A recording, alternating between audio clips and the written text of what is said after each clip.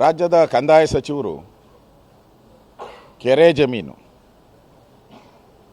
ಮತ್ತು ಸ್ಮಶಾನದ ಜಮೀನು ಕೋಲಾರ ಜಿಲ್ಲೆಯ ನರಸಾಪುರ ಅಲ್ಲಿ ಸುಮಾರು 21 ಎಕರೆಗೂ ಹೆಚ್ಚು ಜಮೀನನ್ನು ಲೂಟಿ ಮಾಡಿರೋದು ಸ್ಪಷ್ಟವಾಗಿದೆ.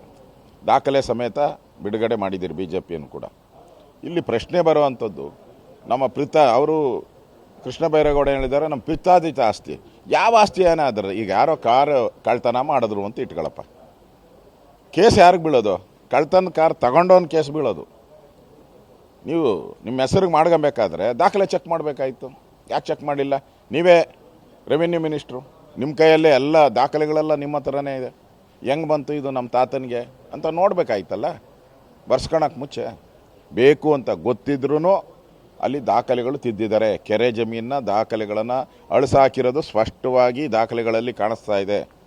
ಹಿಂದೆ ಕೆರೆ ಜಮೀನಾಗಿತ್ತು, ಅದು ಬದಲಾವಣೆ ಮಾಡಿಕೊಂಡು ಒಡೆದಾಕಿ ಅದನ್ನು ಖರಾಬ್ ಅಂತ ಮಾಡಿ ಖರಾಬನ್ನ ಇವರು ಗ್ರ್ಯಾಂಟ್ ಮಾಡ್ಕೊಳ್ಳೋ ಥರ ಮಾಡಿದ್ದಾರೆ. ಇದು ಅಕ್ಷಮ್ಯ ಅಪರಾಧ. ಒಬ್ಬ ಕಂದಾಯ ಸಚಿವ ರಾಜ್ಯಕ್ಕೇನು ಮೆಸೇಜ್ ಕೊಡಬೇಕು?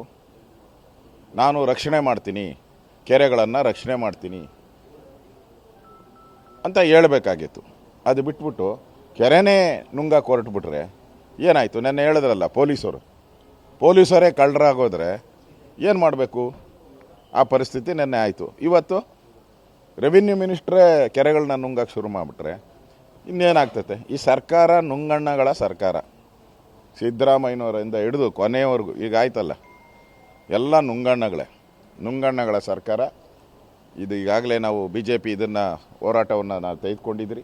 ಇನ್ನಷ್ಟು ದಾಖಲೆಗಳು ತಗೊಂಡು ನಾವು ಇದನ್ನು ಹೋರಾಟವನ್ನು ಮಾಡ್ತೀರಿ. ಇವತ್ತು ನಾವು ನಮ್ಮೆಲ್ಲ BJP ಮುಖಂಡರುಗಳ ಜೊತೆ ಚರ್ಚೆ ಮಾಡಿ ಇದನ್ನು ಯಾವ ರೀತಿ ತಾರ್ಕಿಕ ಅಂತ್ಯಕ್ಕೆ ತಗೊಂಡೋಗ್ಬೇಕು ಅನ್ನೋದ್ರ ಬಗ್ಗೆ ಈಗ 10:00ವರೆಗೆ ಅಲ್ಲಿ ನಾವು ಸಭೆಯನ್ನು ಮಾಡ್ತೀರಿ. ನಿಮಗೆ ಅದು ಇಲ್ಲಿ ಗೊತ್ತಾಯ್ತಲ್ಲ, ಕೆರೆ ಬಂದ ಮೇಲೆ ಕ್ಲೀನ್ ಎಲ್ಲ ಐತೆ. ಕೆರೆನೇ ಕ್ಲೀನು.